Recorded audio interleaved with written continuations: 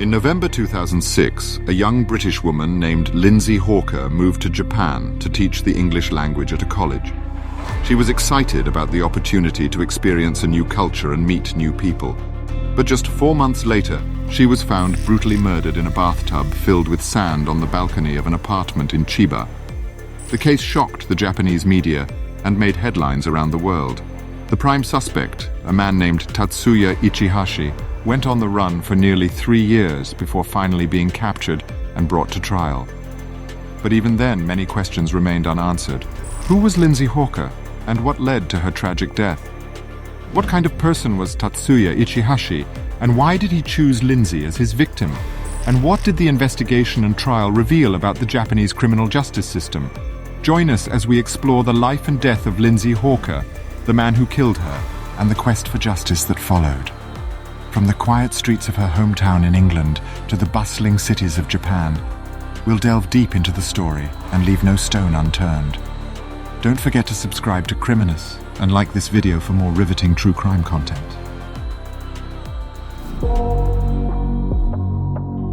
Lindsay Hawker was a bright and ambitious young woman from Coventry, England. Her parents, Bill and Julia Hawker, were proud of their daughter's accomplishments, which included a first-class honours degree in biology from the prestigious University of Leeds. Lindsay had always been a high achiever, and she had her sights set on a master's degree and a successful career in science. But before she could pursue her academic dreams, Lindsay decided to take a gap year and explore a new culture. In October 2006, she boarded a plane bound for Japan, where she secured a job teaching English at the Koiwa branch of Nova, Japan's largest private English conversation school. It was a bold move for a young woman who had never been to Japan before, but Lindsay was excited about the adventure that awaited her. When she arrived in Japan, Lindsay settled into her new life with ease. She shared an apartment with 2 other foreign female teachers, and she quickly made friends with her colleagues and students. Lindsay was a natural teacher, and her students loved her warm, engaging approach to teaching English. Despite her busy schedule, Lindsay made sure to stay in touch with her family back home in Coventry. She used email, Skype and telephone calls to maintain regular contact, and her parents were thrilled to hear about her new life in Japan. But in March 2007, everything changed. Lindsay stopped responding to her family's messages, and they grew increasingly worried. They tried calling her apartment and her workplace, but no one seemed to know where she was. As the days passed without any word from Lindsay, her family became more and more distressed. It wasn't until April 1st, 2007, that Lindsay's family received the devastating news that she had been found dead in an apartment in Chiba, a suburb of Tokyo. Lindsay's body had been discovered in a bathtub filled with sand on the balcony of the apartment, and she had been brutally murdered. The news of Lindsay's death sent shockwaves through Japan and around the world. The police launched a massive investigation, but initially they had no leads. Lindsay's killer, a man named Tatsuya Ichihashi, had gone on the run and was nowhere to be found. Lindsay bizarrely met Ichihashi. 4 days before her death, Lindsay Hawker travelled home from work on a bustling train. Her mind was occupied with thoughts of her boyfriend back in England. Suddenly, she felt a presence behind her and turned to see Ichihashi, a stranger standing uncomfortably close. Hawker tried to ignore him, but Ichihashi persisted, chasing her as she cycled home, and he asked her for water. Despite her reservations, Hawker allowed him into her flat, but not without introducing him to her 2 flatmates as a precaution. As they chatted, Ichihashi produced a drawing of Hawker and signed it with his name, telephone number, and email address. Hawker mailed her boyfriend about how she met Ichihashi later that night. 4 days later, after agreeing to meet for an English lesson, Lindsay Ann Hawker and Tatsuya Ichihashi rendezvoused at a local cafe in Japan. Despite initial hesitancy, Ichihashi convinced Hawker to accompany him to his nearby apartment, where they could continue their language lessons. Hawker instructed the taxi driver to wait as she entered Ichihashi's residence. Little did she know that this seemingly innocuous meeting would be her last. Just 7 minutes after Hawker's departure, the driver departed the scene, leaving behind the young English teacher. It was a seemingly ordinary day at Nova College where Hawker teaches. They grew concerned when Hawker didn't show up to teach her classes for 2 consecutive days. Nova immediately reported her missing to the authorities at 2:30 p.m. on March 26th. Despite Hawker's friend's attempts to contact the police earlier, the message didn't reach the right authorities within the department. 2 officers were dispatched to check on Hawker's whereabouts, and they arrived at Ichihashi's apartment at 5:40 p.m. However, they couldn't knock without just cause. But something didn't sit right with them. There was a sense of movement in the apartment, despite no visible light. Moreover, the officers had been briefed about a previous allegation made against Ichihashi, further escalating the situation. Calling for backup at 7 p.m., 7 more officers arrived on the scene within the hour. 2 long hours passed as 9 officers assembled outside Ichihashi's apartment. The tension mounted as they waited for a break in the case. Finally, Ichihashi emerged from the apartment barefoot and wearing a rucksack on his back. After seeing the officers, he became afraid, but he attempted to flee nonetheless. One officer managed to grab his rucksack, but Ichihashi persisted in his escape. Unfortunately, none of the officers had radios, which meant that the officers on the 4th floor could not alert those on the ground. Ichihashi evaded the officers by vaulting the last few feet of the stairway to the ground floor. He was later found wearing a pair of athletic shoes that he had seemingly retrieved from his apartment. The rucksack contained his gym clothes, which led the police to believe that he was headed to the gym to do laundry.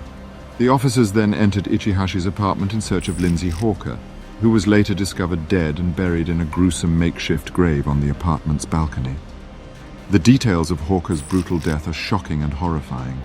The woman's naked body was found bound and gagged, covered in egg-sized bruises and showing evidence of a prolonged physical assault.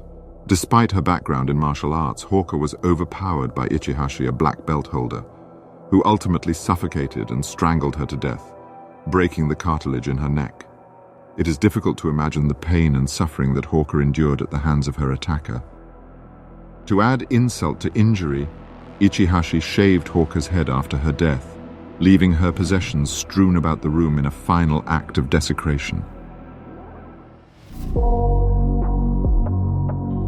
As the investigation into the murder of British teacher Lindsay Hawker progressed, the police honed in on their prime suspect, Tatsuya Ichihashi. They believed he had moved his bathtub from the bathroom to the balcony and used it to conceal Hawker's body. Witnesses reported hearing sounds of something striking metal and being dragged when they suspected the body was moved. The police obtained an arrest warrant for Ichihashi on suspicion of abandoning Hawker's body and added him to the nationwide wanted list. In their pursuit, detectives raided Hotel Chateau, a love hotel in Tokyo's Nishi-Funabashi station, where Ichihashi had been known to frequent. However, he eluded capture, and the investigation continued. As 2008 dawned, the police focused their attention on sightings of Ichihashi in Kabukicho, an area known for its vibrant nightlife and famous among the homosexual community. Witnesses tentatively identified him as being one of their male sexual partners. The investigation involved 140 officers, but progress was slow, and by October they suggested Ichihashi may have taken his own life. Throughout the investigation, the police released new wanted posters hoping that someone would recognize the elusive suspect, including an enhanced image of him disguised as a woman. They also released images of a drawing that Ichihashi had made of Hawker, hoping that the unique style would lead to a breakthrough in the case. Despite their efforts, Ichihashi remained at large, leaving the police and the public alike frustrated and anxious for justice. For Lindsay's family, the months that followed were a nightmare. They struggled to come to terms with the loss of their beloved daughter, and they desperately wanted justice for Lindsay's killer. But as the investigation dragged on and Ichihashi remained at large, their hopes began to fade. According to insider sources, there have been rumors of a potential closure of the investigation, which Lindsay's father deemed as a ploy to downsize the investigation. Throughout the investigation into the tragic murder of Lindsay, her parents demonstrated an unwavering commitment to keeping their daughter's case at the forefront of the media's attention. They had traveled to Japan 3 months after their daughter's death to reinvigorate media attention.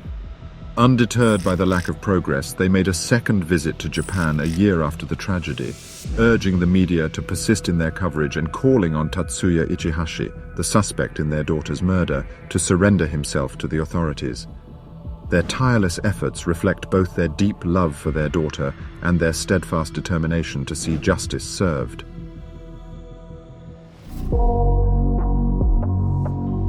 The long-awaited capture of Tatsuya Ichihashi on November 10, 2009, as he attempted to flee to Okinawa, marked a turning point in the high-profile case involving the murder of British teacher Lindsay Hawker. Despite Ichihashi's initial refusal to confess upon being arrested, the Japanese police pressed on with their investigation. After a 23-day detention without charge, Ichihashi was eventually charged with the abandonment of Hawker's body, along with warrants for rape and murder. The media coverage of the case brought about questions on the fairness of Japan's judicial system, which operates a lay judge system, and the death penalty was rare in most cases. In a courtroom, Ichihashi confessed that he had intentionally suffocated Lindsay Hawker to prevent her from seeking help while he raped her. After a fair trial, the Chiba District Court pronounced Ichihashi guilty of murdering Hawker, and he received a life imprisonment sentence on the 21st of July 2011. The Hawker family, understandably seeking justice for their daughter, had appealed for the death penalty, but the court considered Ichihashi's lack of prior criminal records and his age, which offered the potential for rehabilitation, and deemed that the death penalty was not appropriate. In the end, the court ruled that a life sentence was an appropriate sentence for the severity of the crime committed by Ichihashi. The case of Tatsuya Ichihashi will forever be etched in the annals of Japan's criminal history, as it not only highlighted the flaws in its justice system, but also brought to the fore the need for justice for victims of heinous crimes. The sentencing of Ichihashi, though not to the satisfaction of the Hawker family, was a testament to Japan's commitment to ensuring justice and rehabilitation for offenders. Thank you for watching today's documentary on one of the cases with the most insane twists involving the tragic murder of Lindsay Hawker. This case serves as a reminder of the dangers that can come with traveling overseas without one's family and the importance of staying cautious. If you enjoyed this video, please give it a thumbs up and kindly subscribe to our channel for more true crime content. Don't forget to hit the notification bell so you don't miss any of our future uploads. Thanks for tuning in.